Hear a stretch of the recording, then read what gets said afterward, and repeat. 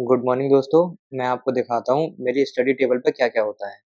देखो एक कैलेंडर है और ये मेरी लाइट वगैरह है और चाय भी आ चुकी है। ये सिंपल सी चीज़ है मेरी स्टडी टेबल पर। तो स्टडी टेबल मैंने तैयार कर ली है, अब मैं टाइमर ऑन करता हूँ और आज मैं कोशिश करूँगा कि जितने भी घंटे पढूँ मैं आपको सब दिखाऊँ। तो टाइमर मेरा स्टार्ट हो गया है। मेरा टारगेट है कम से कम 6 ऑवर हमें स्टडी करनी ही करनी है। तो आप लोग सोच रहे होंगे कि मैं इस लेक्चर में क्या पढ़ रहा हूँ। तो मैं आपको बता दूं, मैं मटेरियल साइंस सब्जेक्ट पढ़ रहा हूँ। इसका मेरा थर्ड लेक्चर है। लास्ट लेक्चर में मैंने पढ़ लिया था अपना फर्स्ट इलास्टिक कांस्टेंट ई, उसके बारे में। और सेकंड हमारा इलास्टिक कांस्टेंट है मॉडुलस ऑफ रिजिडिटी, जिसको हम लोग जी से डिनोट करते हैं। थर्ड इलास्टिक कांस्टेंट हमारा पॉइजन्स रेशियो है, जिसको हम म्यू से डिनोट करते हैं। उसके बारे में अच्छे से पढ़ूंगा। और इनके बीच में मैं आइसोट्रोपी, एनिसोट्रोपी, होमोजेनिटी और ऑर्थोट्रोपी, इसके बारे में पढ़ूंगा। उसके बाद बारी आई हमारी बल्क मॉडुलस की, जो कि हमारा फोर्थ इलास्टिक कांस्टेंट है। उसको अच्छी तरीके से पढ़ूंगा। फिर लास्ट में मैं इसमें पढ़ूंगा अपना जितने भी रिलेशंस है ई, जी, के, म्यू के बारे में। उनके रिलेशंस को अच्छी तरीके से समझूंगा, किस तरीके से ड्राइव करते हैं। जैसे आपको रिलेशंस पता होगा, ई बराबर 2g 1 प्लस म्यू, ई बराबर 3k 1 माइनस 2 म्यू, ई बराबर 9kg अपॉन 3k प्लस जी, और म्यू बराबर 3k minus 2g upon 6k plus 2g। ये जो रिलेशंस है इनको अच्छी तरीके से पढ़ रहा हूँ। तो मेरा एक लेक्चर कंप्लीट हो चुका है। अब मैं आपको दिखाता हूँ कि मुझे समय कितना लगा। मुझे समय लगा 1 घंटे 8 मिनट। लगभग इतना समय लग गया एक लेक्चर कंप्लीट करने में और इसके प्रॉपर नोट्स बनाने में। मैं थोड़ा-सा टाइमर पॉज़ करता हूँ, उसके बाद स्टडी स्टार्ट करूँ। तो दोस्तों, मैं आपको सामने पढ़ते हुए दिखाई दे रहा हूँ। तो मैथ्स में साहिल सर से पढ़ रहा हूँ और इस लेक्चर में मैं क्या पढ़ने वाला हूँ, सिंप्लीफिकेशन हमारा फर्स्ट चैप्टर चल रहा है। अब इसमें जितनी भी वीडियोस हैं सभी मैं कोशिश करूँगा 2 से 3 दिन में कंप्लीट कर लूँ। अभी फ़िलहाल जो मैं पढ़ रहा हूँ वो स्क्वायर रूट पढ़ रहा हूँ। अगर यूनिट डिजिट हमारी 5 है तो किस तरीके से स्क्वायर रूट निकाल सकते हैं, या फिर 1 से लेके 100 तक के बीच में 2 डिजिट की जितनी भी संख्या हैं, कोई भी हो, चाहे 73 हो, 55 हो या 78 हो, उसका स्क्वायर रूट किस तरीके से हम लोग ईजिली निकाल सकते हैं।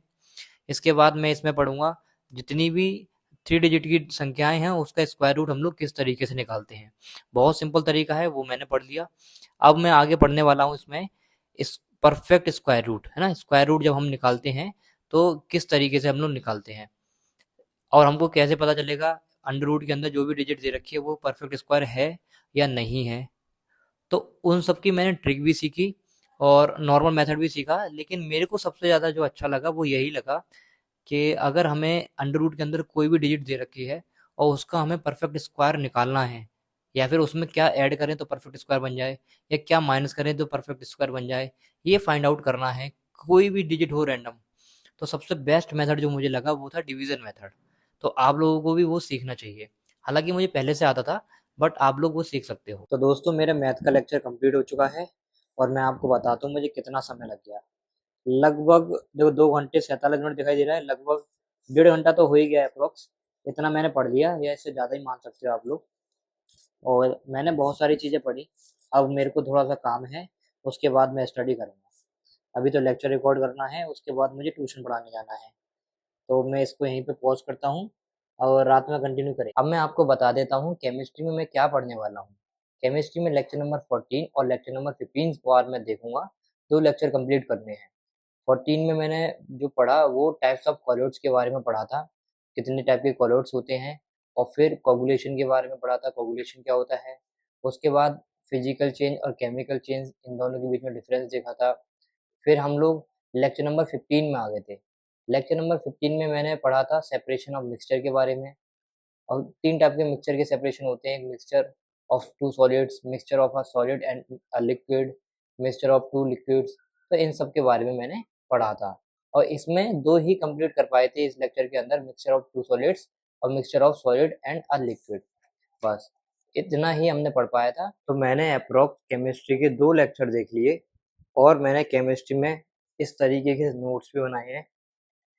ये देखिए आप नोट्स। और लगभग अगर मैं समय की बात करूँ तो मुझे समय लग गया, लगभग 1.5 से पौने 2 घंटे लग गए। और टोटल अभी तक हम लोग 4.5 घंटे लगभग पढ़ चुके हैं। अब मैं इस टाइमर को स्टॉप करता हूँ। तो दोस्तों, अब बारी है रीजनिंग पढ़ने की। तो सामने में बैठा हुआ मैं आपको दिखाई दे रहा हूँ। मैं रीजनिंग पढ़ रहा हूँ और जैसा कि आप सभी ऑलरेडी जानते हैं, मैं रीजनिंग प्योर सर से पढ़ता हूँ। तो यहाँ पर मैं सबसे पहला चैप्टर जो पढ़ रहा हूँ वो है काउंटिंग ऑफ फिगर, जिसमें मैं एक लेक्चर ऑलरेडी देख चुका था, जिसमें मैंने नंबर ऑफ स्क्वायर्स और नंबर ऑफ रेक्टेंगल्स किस तरीके से हम लोग काउंट करते हैं, उसको अच्छे से पढ़ चुके थे। आज की वीडियो में एक देखूंगा केवल, और इसमें मैं ये देखने वाला हूँ नंबर ऑफ ट्राइंगल्स के टाइप फर्स्ट किस तरीके से हम लोग सॉल्व करते हैं। बस इतना ही पढ़ूंगा। तो रीजनिंग का भी मैंने एक लेक्चर देख लिया है और मैं आपको टाइम बताता हूँ। ये मैंने कुछ प्रैक्टिस की थी, काउंटिंग ऑफ फिगर चैप्टर पढ़ा था। तो लगभग मुझे आधे घंटे के अंदर या पौन घंटे के अंदर मैंने एक लेक्चर कंप्लीट कर दिया, उसकी प्रैक्टिस भी कर ली। तो आज की वीडियो में इतना ही रखते हैं इस ब्लॉग में।